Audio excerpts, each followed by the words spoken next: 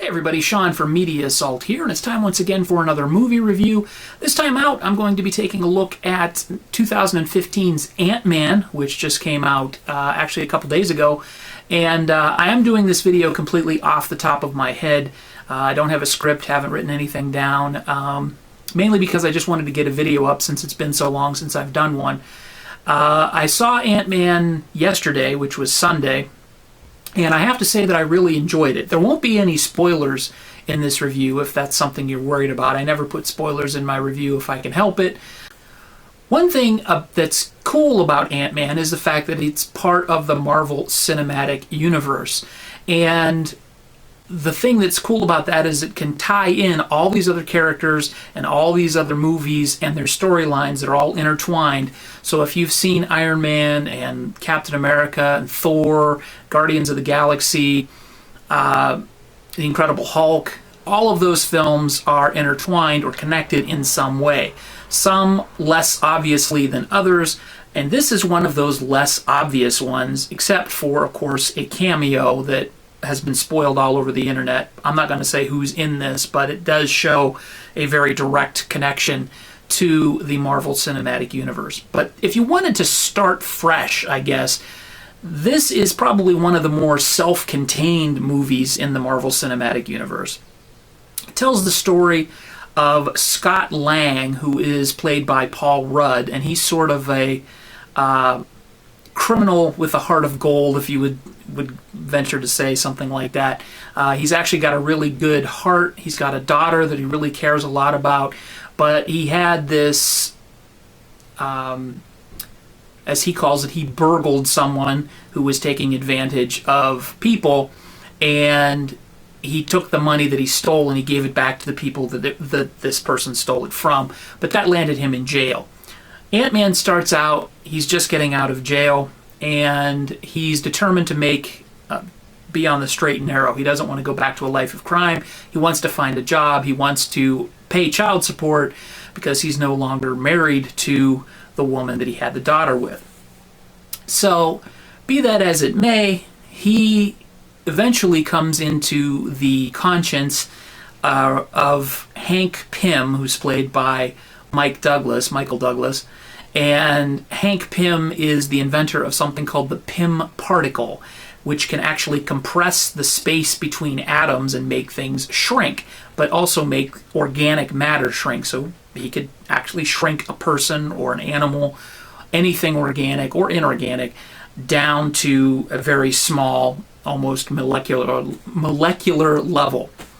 S.H.I.E.L.D.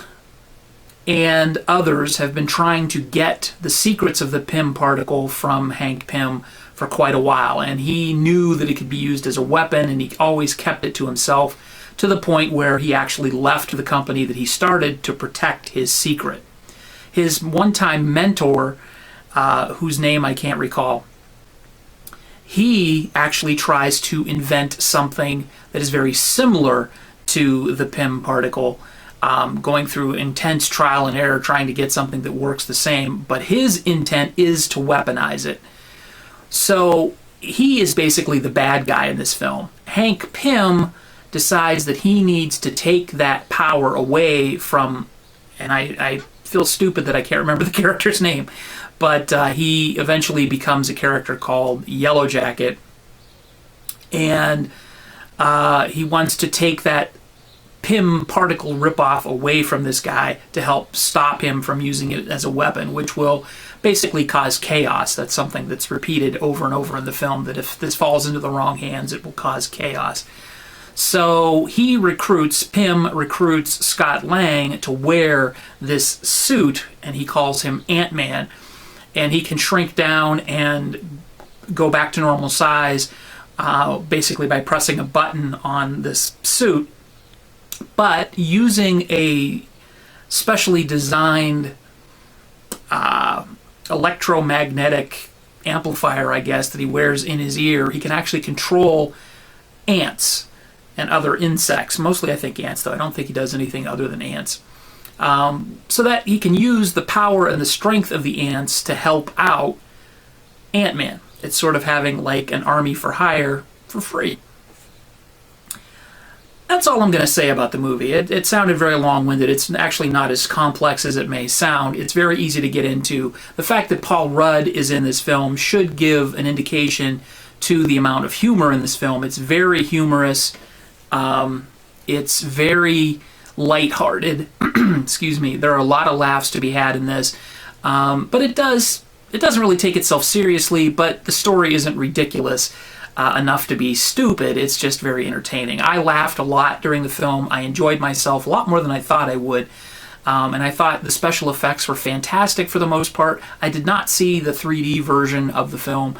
I wouldn't recommend it based on the fact that it didn't seem like anything in the film would look really fantastic in 3D. It was converted into 3D and not shot in 3D, which usually is an indication that it's probably not worth the extra money for the ticket. But I really have to say Paul Rudd did an excellent job with the character of Scott Lang / Ant-Man. Evangeline Lilly is in it, and she plays Hank Pym's daughter, Hope. She's very good. There is the aforementioned cameo that I mentioned before. That actually ties into the story pretty deeply. It's really good. It's actually one of the high points of the film. Michael Douglas is very good with his character. He's actually got a few quips that are really good. So it's just a very entertaining film. Like I said, it's very lighthearted, very easy to get into. It runs just shy of 2 hours, but it certainly didn't feel like it. And I have to say that I enjoyed it more than Marvel's other film this summer, which was The Avengers: Age of Ultron.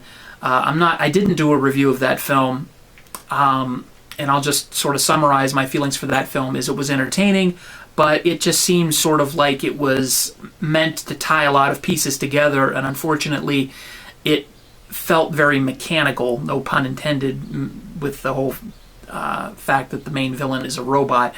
But it just felt very mechanical and by the numbers. It was entertaining, sure, but Ant-Man is a hell of a lot more entertaining, a lot more lighthearted, and dare I say, a lot more fun than Avengers: Age of Ultron. So if you're looking for something to watch, to go see at the theater, definitely go see Ant-Man. It's worth your time and money, and I'm going to give it an 8.5 out of 10. There you go. That's my review of Ant-Man from 2015. As always, feel free to rate this video, comment, and subscribe if you haven't done so already. Thanks again for watching, everybody. Take it easy.